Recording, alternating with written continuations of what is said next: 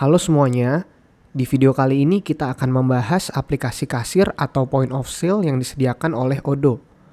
Jadi aplikasi point of sale ini dapat kita gunakan untuk mengelola pesanan dan dapur pada sebuah restoran. Jadi aplikasi point of sale ini terintegrasi dengan modul purchasing, inventory, dan juga accounting.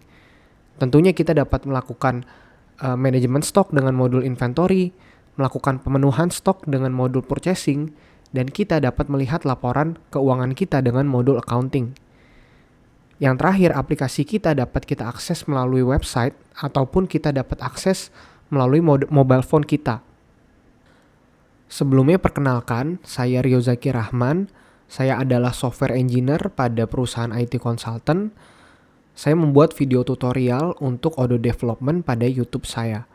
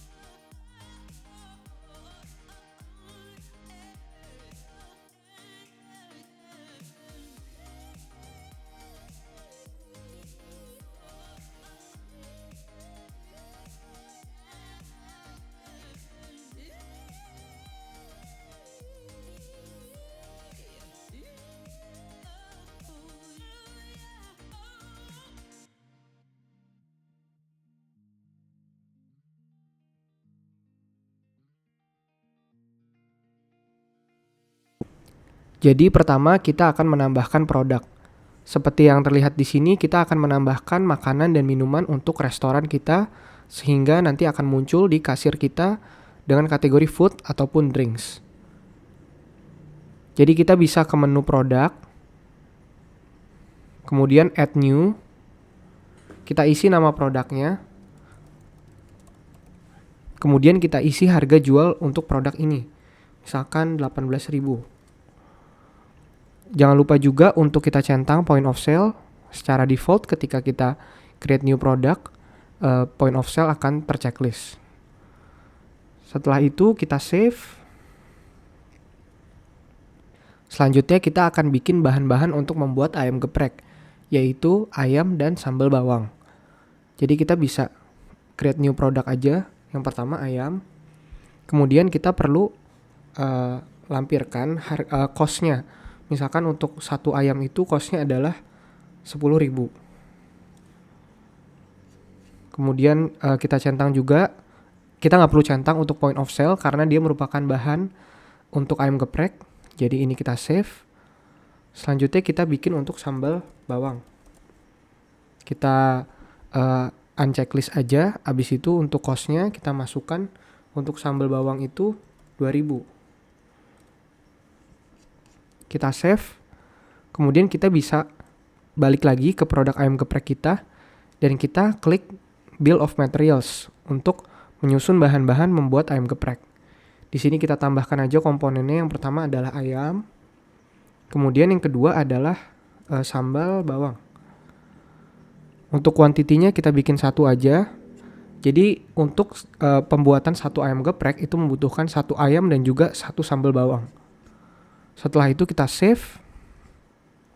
Kita bisa balik lagi ke ayam geprek Dan untuk cost ayam geprek, kita bisa klik compute price from bill of materials. Ketika kita klik, dia akan otomatis menghitung cost dari pembuatan satu ayam geprek ini, yaitu satu ayam yaitu 10.000 dan sambal bawang 2.000. Sehingga di sini menjadi costnya 12.000. Selanjutnya juga jangan lupa kita perlu masukkan kategori ayam geprek ini pada bagian point of sale, sehingga nanti pada menu kasirnya ayam geprek ini masuk pada kategori food. Selanjutnya kita akan lakukan pembelian bahan-bahan untuk membuat ayam geprek. Jadi kita akan membeli ayam dan juga sambal bawang yang sudah kita buatkan juga produknya. Tujuannya di sini adalah untuk nantinya ketika produk ayam geprek ini dijual, kita bisa melihat antara penjualan dan juga cost of goods sold-nya atau biaya dari penjualan itu. Jadi kita bisa ke modul purchasing aja, kemudian kita klik new. Nah, tentunya kalau misalkan beli produk itu melalui vendor, jadi kita bikin aja vendornya misalkan ayam gepuk Pak Gembus. Di sini kita create aja vendor yang baru. Kemudian kita beli produk ayam dan juga sambal bawangnya.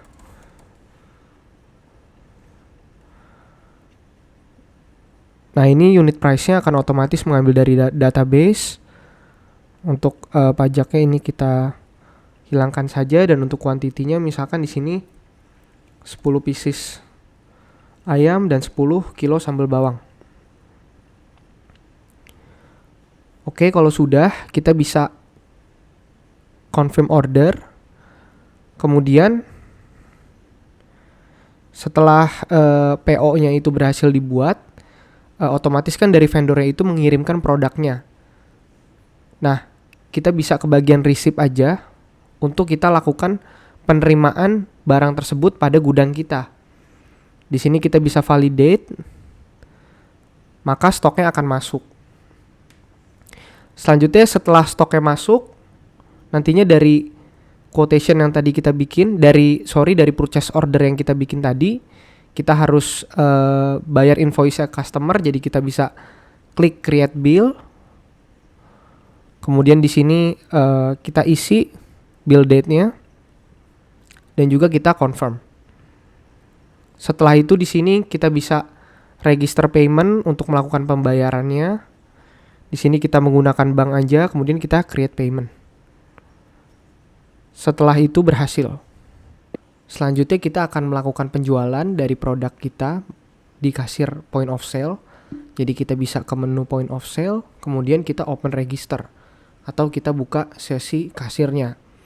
Nah, untuk opening cash di sini artinya uang opening di kasir kita tuh ada berapa. Di sini kita nolkan aja. Jadi kita open session. Kemudian ini adalah denah restoran kita.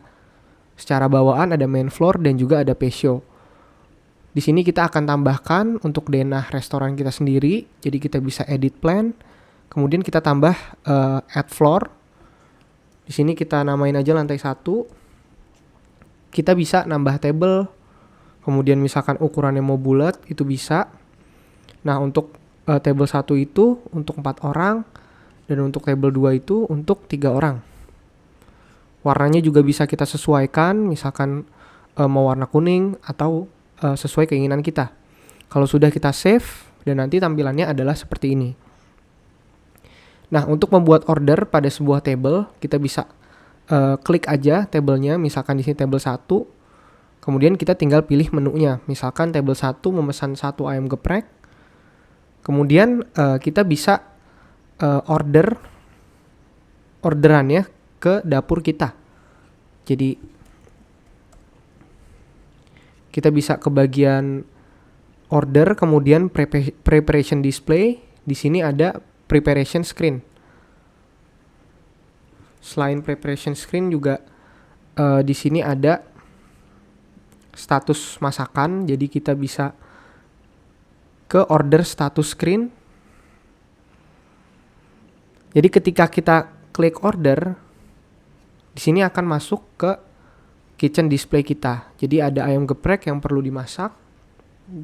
Kemudian nanti di dapur setelah masakannya dimasak bisa diklik aja menunya, kemudian statusnya akan berubah jadi ready. Begitupun dengan order statusnya, di menunya ini sudah ready, tinggal di pick up saja. Nah, kalau misalkan sekiranya ordernya mau di close, mau dibayar, kita bisa klik payment aja. Kemudian di sini adalah pilihan metode pembayarannya, melalui card, melalui customer account, atau melalui cash. Di sini kita coba cash saja terlebih dahulu, kemudian kita validate. Dan ini adalah tampilan dari notanya. Setelah itu di akhir hari kalau misalkan kita mau tutup restorannya atau kita tutup session dari kasir ini, kita bisa klik close register. Kemudian di sini cashnya kita hitung kembali kasirnya yaitu 18.000. Kemudian kita bisa close register. Oke, selanjutnya kita akan lihat reporting atau laporan bulanan dari aplikasi kasir kita. Jadi kita bisa ke bagian reporting, kemudian di sini ada sales details. Kita bisa pilih start sampai end date-nya. Di sini kita pilih hari ini aja. Kemudian kita print. Hasilnya berupa PDF. Di sini kita bisa lihat, jadi ayam geprek, kemudian kuantitinya 1, totalnya ada 18.000. Selanjutnya juga di sini di bagian reporting ada orders, jadi di sini dashboard berupa chart, kita bisa lihat margin untuk dari pendapatan dan biaya. Jadi misalkan di sini kita cari order date-nya yang hari ini, jadi di tanggal 26 itu marginnya 6.000. Karena di sini penjualannya 18.000, kemudian marginnya tuh 6.000 karena biayanya 12.000. Jadi di sini kita bisa lihat margin, kemudian kita bisa lihat totalnya yang didapatkan tanggal 26. Seperti itu. Dan yang terakhir kita juga bisa lihat laporan accountingnya. Kita bisa lihat balance sheet, profit and loss, dan cash flow. Di sini pertama mungkin laba rugi dulu. Nah, untuk tanggal 26 ini ada sales 18.000. Kita juga bisa go through. Selain itu, kita bisa lihat cash flow statement-nya. Jadi di sini ada cash in, sales, kemudian cash out karena kita beli produk 120 untuk ayam dan juga untuk sambal bawang. Terus juga kita bisa lihat balance sheet-nya. Jadi sekian untuk demo dan juga tutorial dari aplikasi kasir atau point of sale Odoo. Jika ada yang mau ditanyakan ataupun ada yang mau didiskusikan, boleh saja silakan di kolom komentar ataupun langsung kontak saya melalui email yang ada di channel YouTube saya. Terima kasih.